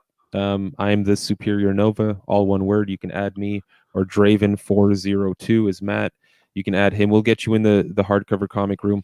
Someone brought up a good point that like the Green Arrow Omnibus Volume 1 is massive. 1,600 pages, and Volume 2 is going to be like half that size or something, like 750 or something. So it makes me wonder, like DC's probably like, we're just going to do the one volume, let's cram as much as we can in there, get the cover price as high as we can. No Volume 2 maybe. I feel like that's a good conspiracy theory. Oh, that would suck balls. It's a good conspiracy theory. That would hurt the soul. For those not that unusual. No, definitely not unusual. We've seen it happen in the past, that's for certain. But and I think the same thing for like the Starman compendium, even, right? Like the first volume is like 2/3 of the series, and the second one's going to be 1/3 of the series. It's like, what? Yeah, it was weird. It's almost like they're trying to get the most money they can just in case they don't do a second volume or wrap it up, which is really sad. No, that would suck. That would suck a lot. I hope not. But yeah, no, Hitman is a book that needs to be in an omnibus format. Make the Hitman omnis, make the Etrigan omni. I mean, just do it. The Garth Ennis stuff. Luckily, I have them back here in custom bind land. So I love them though. Goddamn, Hitman's such a good book. Mike and/or Matt, how would you personally map? I'm gonna leave this one up to Mike. How would you personally map a Flashpoint bind? Chronological order spoils a lot of the twists, but release order is really choppy to read. I mean, it's tough. I had the same predicament. I bound a little custom Flashpoint Omni. Chronological order is the way I bound it, and I highly regret binding it that way because I had no idea. that I was ruining most of the story for myself before. It's terrible. Definitely don't do a chronological order. If you're going to bind an omnibus, I imagine you're planning to semi binge read it, but release order is the way to go. That's the only thing I can recommend. That's what I'm doing moving forward with all my binds. Death metal, whatever event I end up binding that has crossovers and whatnot, I'm just going release order because it's choppy. It's unfortunate because you're jumping from one series to another, especially with Flashpoint, where it's like all these mini series. But if you're the intention is to semi binge read it or binge read it, then I think it'll flow well enough. So there's a website that I utilize for a lot of mapping and reading orders and things. It's called comicbookreadingorders.com. And their version of Flashpoint, it looks like it was like 66 issues. And the thing that I like that they do is they highlight them. So like if it's in black, it means it's an ongoing series. If it's green, it means it's a limited series. If it's red, it means it's a one shot. So they kind of have this like kind of color coded out. And they have, it looks like a pretty decent mapping that maybe I would recommend looking into for Flashpoint. I utilize them a lot though. Comic book reading orders, comicbookreadingorders.com is a site that I utilize a lot. I used it for Green Lantern for the last 2 volumes of Green Lantern that I'm currently binding that are at the shop right now. I used it for reading through the Valiant universe on my thumb drive that I got for the Valiant reading order. I was like, I want to read these in like what Valiant universe reading order should be, and it's a blast. I really recommend that website. After I finish reading Spectre Volume 3, I'm jumping into that Priest Black Panther supernatural goodness. Spectre Volume 3. Did you custom bind Spectre? I'm curious now. I can't remember. Did you? Maybe he means Volume 3 as in... Well, because a lot of people that custom bind the Spectre, I crammed it into 2 volumes, but a lot of people that do the Spectre, they actually make it into 3. And even when I did mine, David Banks, who helped design mine, he was like, dude, you're so lucky they agreed to do it in 2. He goes, normally we do these in 3. He goes, I don't think they would ever do this in 2 volumes ever again. This is kind of a one-time thing. And I'm like, well, I appreciate it because if I would have done 3, my spine idea wouldn't have worked. So I'm very grateful for this. I love you, man, but I will never understand your weird newsprint fetish. I prefer the glossy pages. It makes the art look so much better. I agree. It does make the art look better. But I don't know, man. And maybe it's just, that's what I grew up with. I grew up with newspaper print and it's just nostalgia. I don't know. I love it though. I'm a big fan. Is Tomb of Dracula Volume 2 likely to be reprinted? If I had to guess, I would say yes, due to the fact that they reprinted Volume 1. And I think it's going out of stock again. I'm not real sure, but I know they reprinted Volume 1, and both Volume 1 and 2 were very sought after books that people paid a lot of money for. I myself was one of those people at one point in time. So yeah, I if I had to guess, I would say Volume 2 will probably come back into stock. They'll reprint it at some point, I'm sure. Kind of a surprise they didn't announce with Halloween coming up. Usually they kind of do that. Right. That's kind of shocking, come to think of it. Here's a good one. You're trying to pitch the Sandman universe and its characters to a reader who knows little to nothing about it. Do they know who Neil Gaiman is? Well, then he followed it up with, this is to me. Only prior knowledge is that Constantine. So we're selling it to Jarrett. His only prior knowledge is that Constantine was in Arrow for a few episodes. So you don't even know who Constantine is. Holy fuckballs. Okay. So, where to start?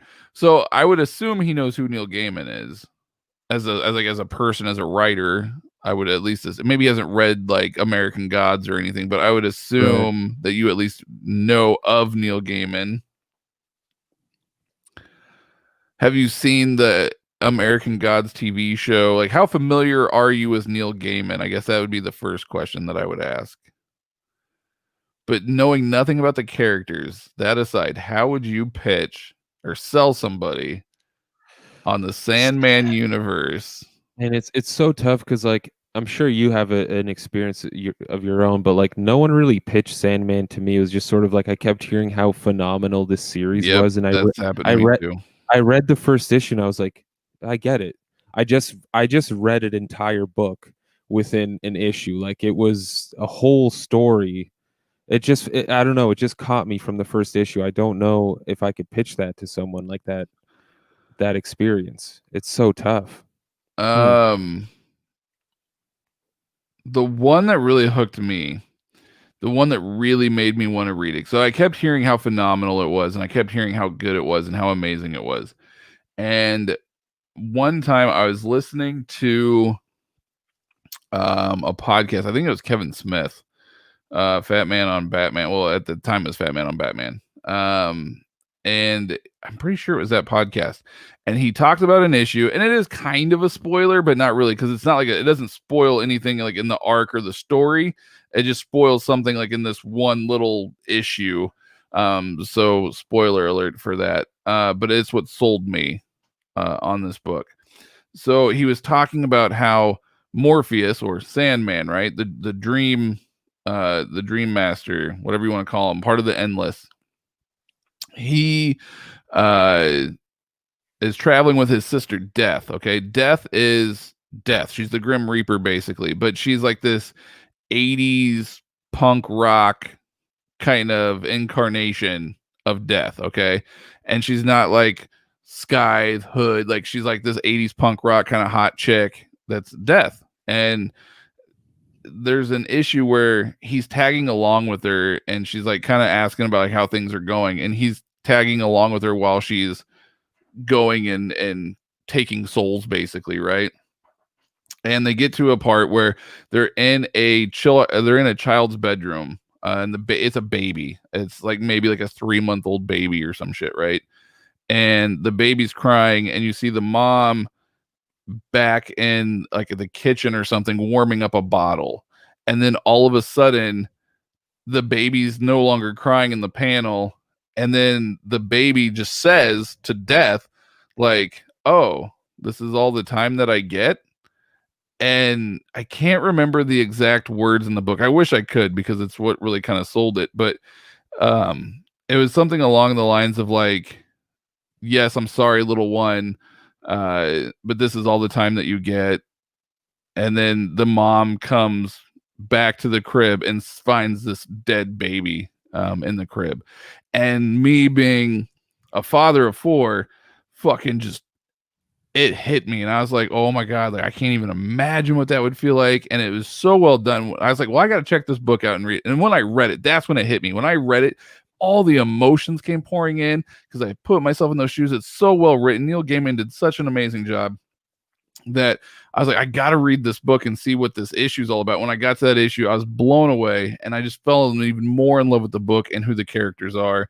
And so that was really sort of the issue, or that part of the issue that sold me on the whole series, that really kind of piqued my interest into wanting to read it.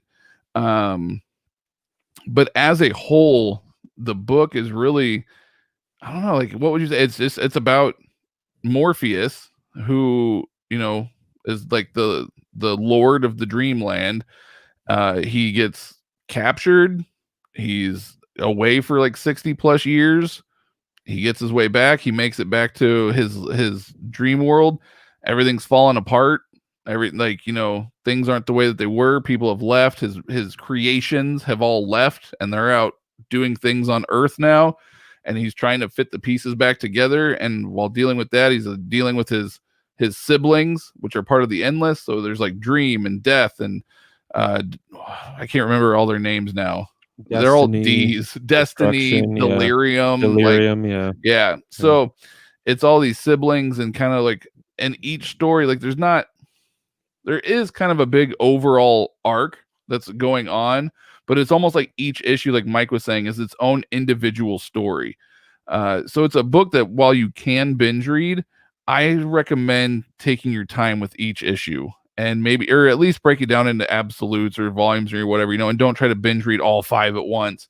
I found it better and more enjoyable to kind of take a little bit at a time and really just kind of dwell and sit on it, because it's so deep. It's so insightful. There's so much going on. Constantine does make an appearance here and there. He's not like one of the main characters in the Sandman universe.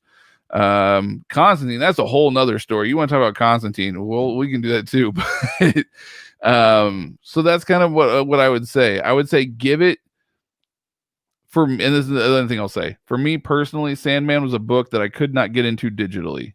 It is a book. I've always said this. There's certain books that are not meant to be read digitally. Some books you have to read physically. And for me, Sandman is one of those books. I tried reading it initially digitally, couldn't get into it. I read it again physically, loved it. So I do highly recommend checking it out physically. And it just give it 5 or 6 issues to just really grab you by the balls and pull you in, because it's something else, man. It's truly a masterpiece. There's really nothing you can compare it to. It's a one of a kind original. There's nothing else like it. Yeah, trying to pitch Sandman is like trying to explain like a psychedelic trip to someone. It's like it's just not possible. You just got to read it. You just got to experience it yourself. Yeah, that's all I can say. It's amazing. Yeah. Yep. I would agree. Oh yeah. Also, someone kind of mentioned it, and the Audible thing that I kind of forgot about too. So another way to actually kind of experience the book that none of us got to experience the first time is they did the Audible play where Neil Gaiman is actually reading the story, and then they have different voice actors, like James McAvoy as Morpheus. Yeah. And they have like Taron Egerton, I believe it is Constantine, and they have like all these different, Kat Dennings is Death. Like they have all these different voice actors that come on and actually play the roles of the comic. And I think it's like 10 hours long, something like that in total, I think. Right. And I think it covers like the first 20-ish issues, 25 issues, something along those lines. So if you want to experience it that way, that's another way you can experience it, is by like this interactive audiobook. That's kind of another way that you can experience the amazingness that is Sandman. So that's just kind of another option for you. There you go. I second Greg. Newsprint feels almost too fragile to me. Like I'm gonna rip it just by flipping the pages. I can see that. Hitman made a cameo in Morrison's JL run. He did. Morrison likes using D-list characters, if you haven't noticed, which is awesome. Yep. I love it. I heard Ennis wrote Caliban because he wasn't happy with the Prometheus movie, and that's why I asked about Hitman. Ennis is money. Ennis is always money. Agreed. I love Ennis. Still pointlessly hoping for a complete Sandman Mystery Theater trade set. Yes, I'm salty about the last attempt. Me too. I felt like I heard something recently about, maybe I'm making things up in my head again. I don't know, but I felt like I recently heard something about a Sandman Mystery Theater thing. Yeah, you saw. I think I know there was a custom bind set that was floating around. Is that what it was? Maybe I'm thinking of the custom bind set. Maybe that's what I'm thinking of. Yeah, they did like 3 thicker trade paperbacks a few years ago, and then just stopped again. Oh, that's sad. I bought all of them and just got shafted. I imagine Henry did as well. I'm in the same boat, man. So all new Wolverine has been announced as an upcoming omnibus. I never read the story. Is it worth picking up? I heard good things. Never read it.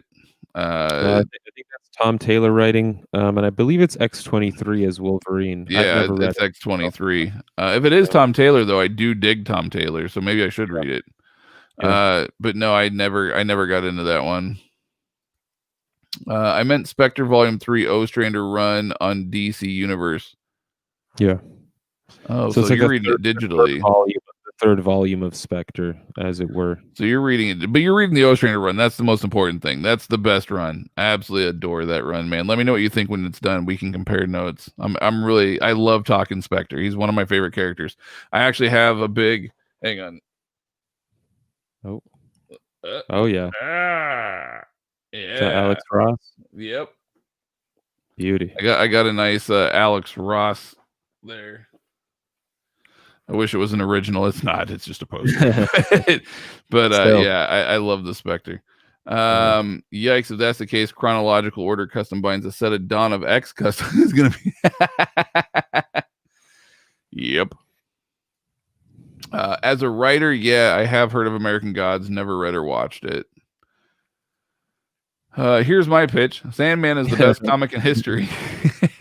See, I don't like telling people that. I mean, I agree, but I don't necessarily like telling people that because I feel like it kind of sets up expectations that then people's expectations are way too high, and then I feel like maybe they get sort of let down at times because there are some slow parts in Sandman that kind of drag on a little bit. How dare you, dude? There are. You have to admit there's a few stories that kind of that aren't the most entertaining in the world. Like the one, like for instance, where they're doing the play and the field. Yeah, I guess so. Like, come on, like that one was kind of boring. It didn't really do anything. It was sort of just. I mean, it was good, but it was kind of boring. So sure. I hate saying that anything is the best thing in the world just because I feel like I'm always going to set people up for failure because then they're going to come back and be like, fuck you, that sucked. Ah! And I'm like, I got your hopes up. Great seeing you all on live again. I got to crash, got work early. Have a good night. Hey, good night, Mike. Thanks for joining. Oh yeah, issue 7. Oh yeah, issue 7. Perfect. The death issue where Morpheus does his best sad Keanu impression sitting on a park bench. Well said. Well said. The Audible Sandman is fantastic to read along with. Despair. Yep, that was the other one. Despair. Desire as well. Yeah. To a reader, I'd say if you like reimaginings of mythical and folklore stories, along with a love of fantasy that leaves you thinking for days, you need to read The Sandman. Well said. Good. That's good. I like it. Wait, are Lucifer and Swamp Thing in the Sandman universe? Lucifer is. Lucifer most definitely is. Swamp Thing, I don't know. Does Swamp Thing even? He's not a part of the Sandman universe, but does he make an appearance? Maybe remember. I don't know. Like Sandman's shown up in the DC universe now. Yeah, that's same thing with like Constantine. Constantine wasn't created or anything for the Sandman universe. Right. That was sort of different. But Lucifer, most definitely Sandman universe.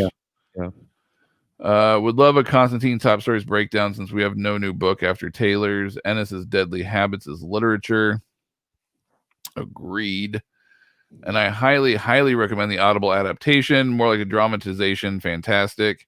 I actually need to listen to that again. I tried listening to it late one night. I was so tired. I was like listening to it. I'm like, I'm too tired to listen. I need to go back to that. Lucifer is directly from Sandman, but they all live in that magical Vertigo part of DC.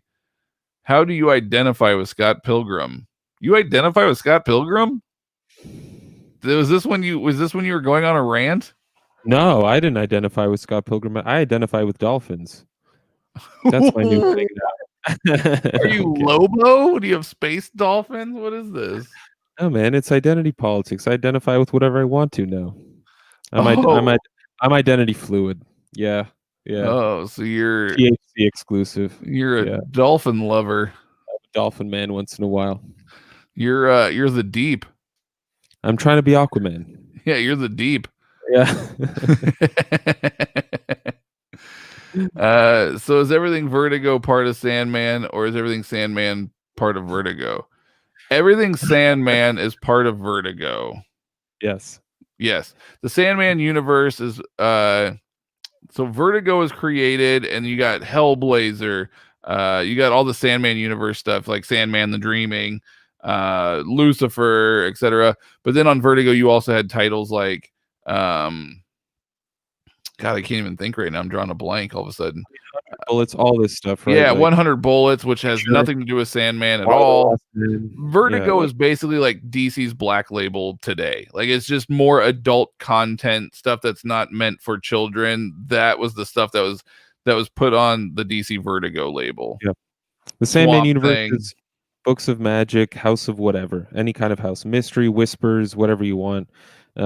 Constantine. Well, initially, House of Mystery and House of Secrets, those were not originally part of the Sandman universe. They helped inspire the Sandman universe and then later kind of entered the Sandman universe, but those were not original creations for the Sandman universe. Those books came out like in like the 60s, 50s, 60s.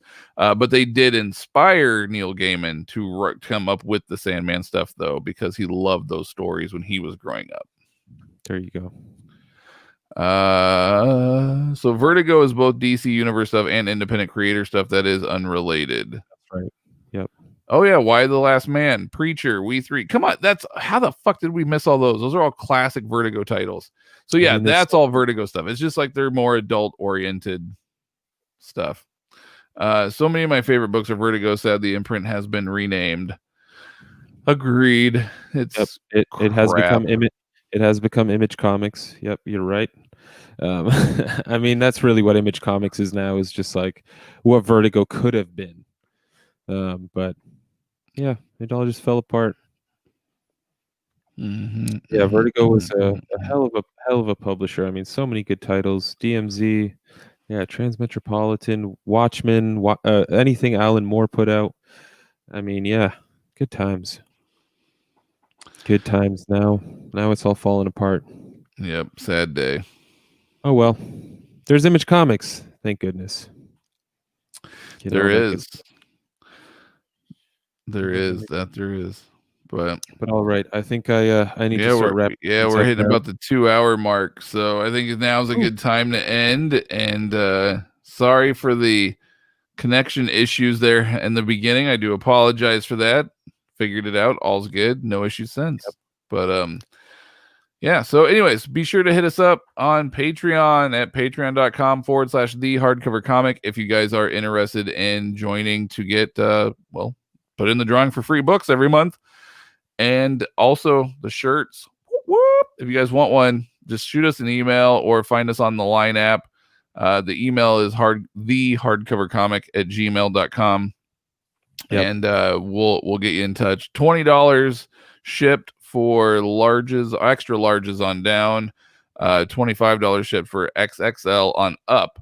So, and we can also alternate colors. I believe was Jesus, was it? I don't know. Did he log off for the night? I can't remember now. I think it was Jesus. We actually alternated his colors. So instead of black, he got a blue one, like a dark navy one, actually. Nice. So yeah, we can switch up the colors and stuff too. So you guys can do that. Oh yeah, he's gonna order another one from us. It's charcoal in color. I showed him the preview of it, and he really liked the charcoal, but unfortunately they didn't have it in stock yet. So yeah. So anyways, we can switch up the colors too. If you don't want black or whatever, we can switch up the colors as well. So but thank you guys, everyone. Smash that like button, subscribe, like, share, be kind to each other. Yes. Yes, exactly.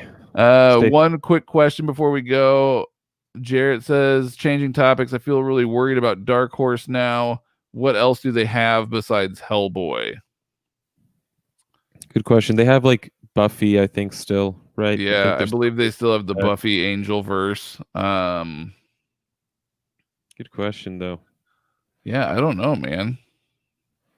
I mean, I think I know they got they got like the boys and stuff.